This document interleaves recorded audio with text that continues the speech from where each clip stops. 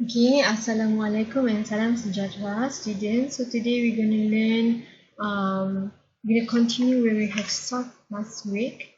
Okay, we're going to continue with the chapter 4 about the body defense. Okay, so we're going to continue with this chapter 4. So we're going to learn today about the body defense. You have to remember in our body defense, in human body defense specifically, we have three line of defense. Okay, we have three line of defense. I have also some pictures so I hope you could understand more. So we have three lines of defense. Okay, first, when you look at this, we say here, it's stated here, non-specific body defense mechanism. So human, or more specifically human, we have two types of we have two types of body defense. The first one is non-specific body defense mechanism.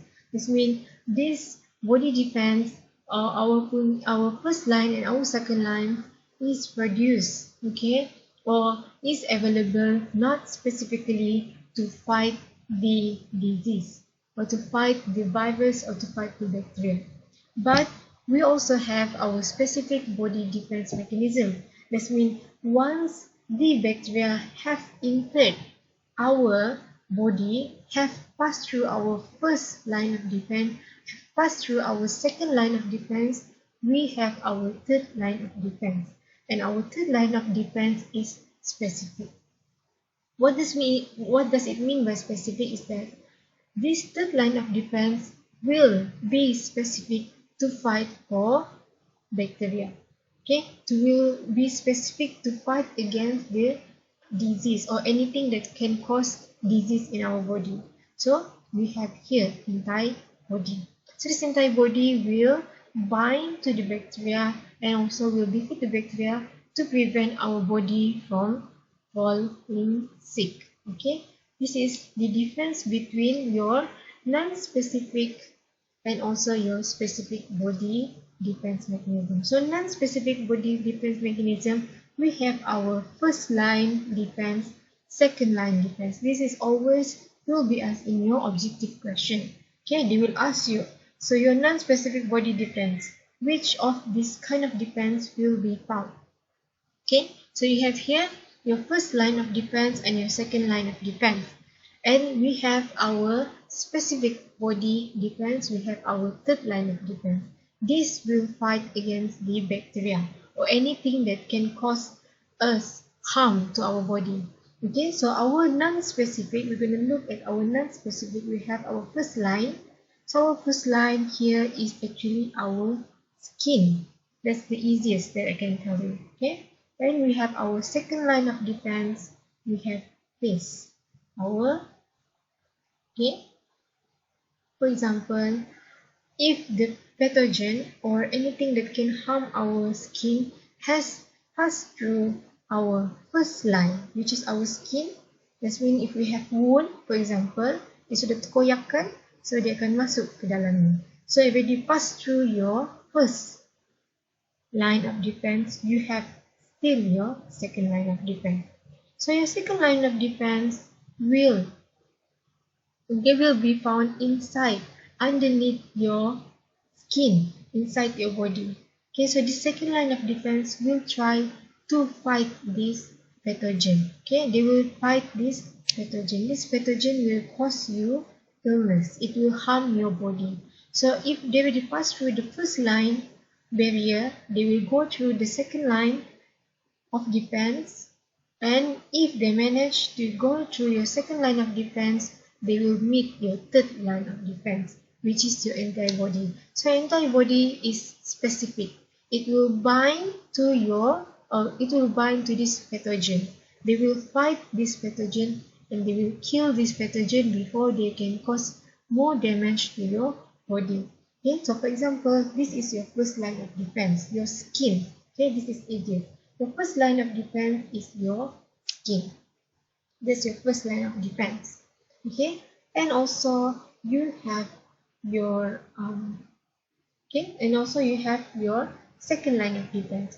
For example, if they already pass through your your first line of defense, okay, KO, they will go to your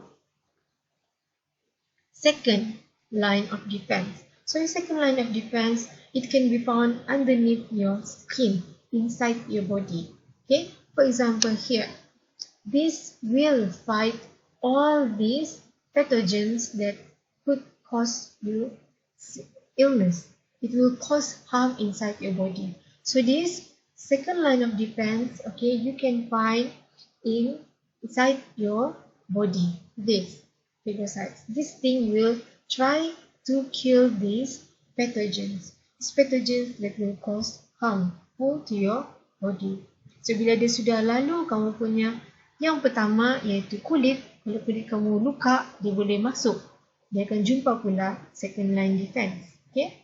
So, kamu ada ni, phagocytes. Phagocytes ni yang akan lawan kamu punya pathogen. Pathogen yang akan buat kamu sakit. So, whenever they go through if they manage to pass through your first, and also they manage to pass it through your second, then you still have your third. Okay, so this is your third line defense. So third line defense is actually your antibody. Okay, antibody or your antibody. So this antibody will be specific. Okay, this will be specific. Why? It will bind to the pathogens. So for example, this is the pathogens. Okay, they will bind to these pathogens and they will kill the pathogens. Okay, so this pathogen will be eliminated by your antibody.